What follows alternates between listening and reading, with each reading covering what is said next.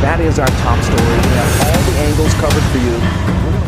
This morning, and all of a sudden I seen everybody just come rushing out, and I pulled up here in the park and started watching. And we are bringing resources such as counseling, spiritual counseling, and also other resources. On January 23, 2021, a tragic incident happened at Foundation Food Group facility located in Georgia. There was a liquid nitrogen leakage from an immersion freezer, and it all began when two maintenance workers were troubleshooting operational issues with the freezer. The nitrogen liquid release quickly vaporized and accumulated inside the partially enclosed lower level room, and unfortunately, the room lacked mechanical ventilation. The uncontrolled liquid nitrogen release continued, and the two maintenance workers went undetected until another worker went looking for them. As soon as he entered the room, he saw a 4 to 5 foot high vapor cloud filling the room. This worker then reported the incident to the management, which then initiated an evacuation. At the end, this process resulted in 4 additional FFT employees being fatally injured by asphyxiation, and 3 other employees with 1 firefighter were also seriously injured. And sadly, all 6 members who were affected by asphyxiation got their lives taken. So before we continue, I just want to explain a little bit about nitrogen gas. So according to the US Occupational Safety and Health, and also according to science, nitrogen itself is a non-toxic gas. Perhaps there are abundance of nitrogen gases in the air we breathe in today. But liquid nitrogen, on the other hand, has a liquid to gas expansion with the ratio of 1 to 696 at 21 degrees Celsius. So what does that mean? It means that it will expand to fill the volume of a space 696 times greater than its volume in liquid phase. So, high concentrations of nitrogen gas in an enclosed area will displace the oxygen and create an oxygen-deficient atmosphere. The hazard associated with the liquid nitrogen immersion freezer incident can be classified as 3, which is chemical hazard, biological hazard, physical hazard. Chemical hazard, liquid nitrogen is a cryogenic that can displace oxygen in the air, leading to oxygen deficient atmosphere. This poses a risk of asphyxiation. Second, biological hazard. While not directly related to pathogens, the incident resulted in fatalities due to asphyxiation, which can be considered a biological hazard in the context of human body response to low oxygen levels. Last one is physical hazard. The extreme cool of liquid nitrogen presents a physical hazard, as it can cause a severe frostbite or cryogenic burns upon contact with skin. Addition hazard that we can get from this case is ergonomic hazard. The incident may also involve ergonomic hazard if the maintenance worker were not trained or equipped to handle the equipment safely, leading to improper handling or positioning that could result injury. Psychosocial hazard may involve in this case, which is the lack of proper training and emergency preparedness can create stressful work environment, contributing to psychosocial hazard.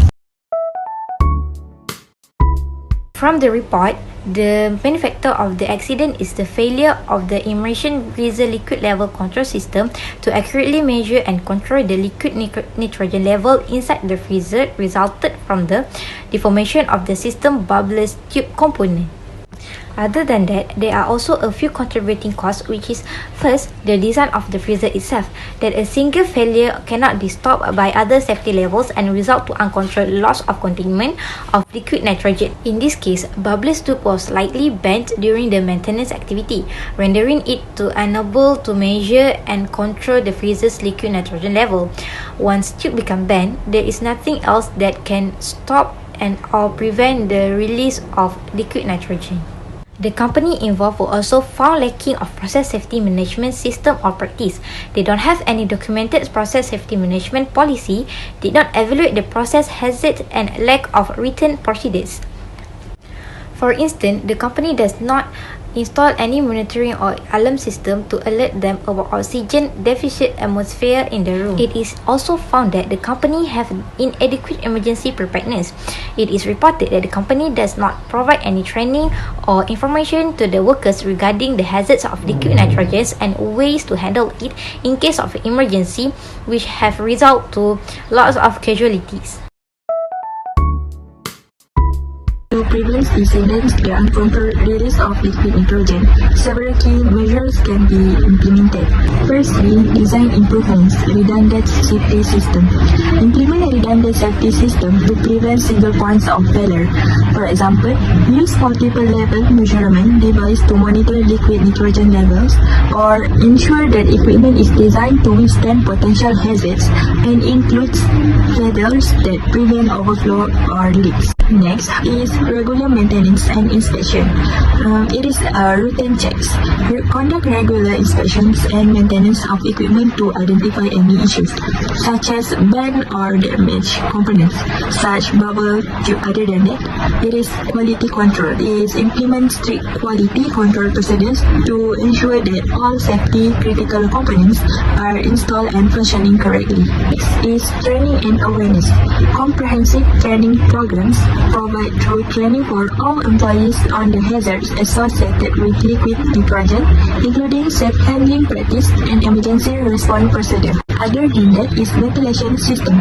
Ensure adequate ventilation in areas where liquid nitrogen is used to prevent the accumulation of nitrogen vapors. In addition, emergency preparedness. Develop emergency action plans is important. Create and regularly update emergency action plans that include specific procedures for responding to liquid nitrogen release. After that is promote a safety first culture. Foster a workplace culture that prioritizes safety, encourage employees to report hazards and participate in safety initiatives. Regulatory compliance. Adhere to industry standards. Follow relevant industry guidelines and regulations regarding the safe handling of cryogenic materials, including from organizations like the Compressed Gas Associations (CGA) and the Occupational Safety and Health Administration. By implementing these preventive measures, organizations and significantly reduce the risk of incidents involving liquid nitrogen and enhance the safety of the work environment.